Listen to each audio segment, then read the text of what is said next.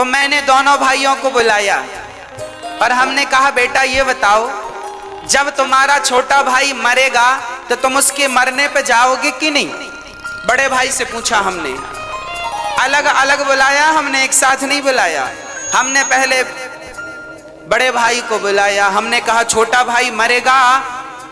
हमने बड़े भाई से कहा कि तुम घर जाओ, बड़े हो, छोटे के घर जाओ, गलती किया है सो भूल जाओ, अब क्या करोगे?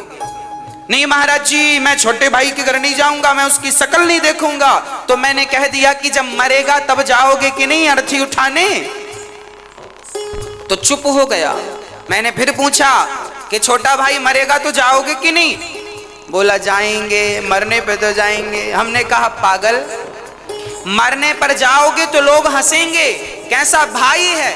जब भाई को जरूरत थी, जिंदा था, तब तो हाल चाल पूछने आया नहीं, मर गया तो अर्थी उठाने आ गया। तो अर्थी उठाने भी मत जाना, क्योंकि अर्थी उठाने वालों की भी कमी थोड़ी है, बहुत मिलेंगे। उसकी आंखों में आंसू आ गए। मैंने कहा अब जा। अब मैंने छोटे भाई को बुलाया। मैंने कहा क्यों, बड़े भाई के घर जाते हो कि नहीं? नहीं महाराज जी हम जाएंगे नहीं, हमारे बड़े भाई ने ऐसा ऐसा कहा है, दिल में चोट लग गई, घायल कर दिया बड़े भाई ने। हमने कहा सब ठीक है, ये बताओ बड़ा भैया मरेगा तो मरने पे जाओगे कि नहीं? तेर ही खाने। अरे महाराज जी जाएंगे, क्यों नहीं जाएंगे? हमने कहा तो मरने में केवल रसगुल्ले खाने जाओगे? अरे जब तुम्हारा भाई जिंदा है, जब तुम्हारे भाई को तुम्हारी जरूरत है, जब तुम ही आपस में लड़ोगे तो तुम्हारे भी तो दो बच्चे हैं, वो तुम दोनों को झगड़ा करते देखेंगे तो सीखेंगे क्या? संस्कार क्या दोगे? आप जो भी करते हैं वही आचरण आपके बच्चों में अपने आप पहुंचता है। इसलिए प्यार से रहा करो।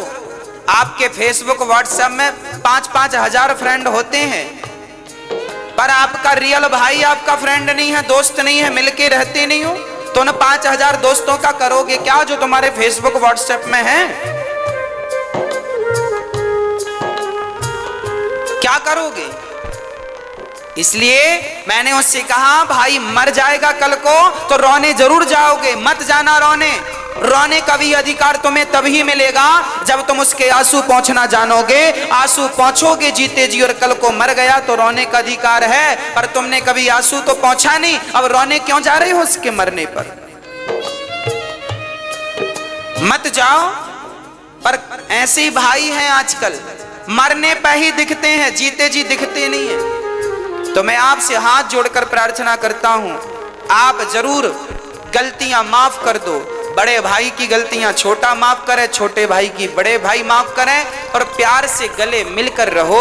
तुम्हें गले मिलता हुआ देखेंगे तुम्हारे बच्चे तो उनमें प्यार बढ़ेगा, संस्कार बनेंगे।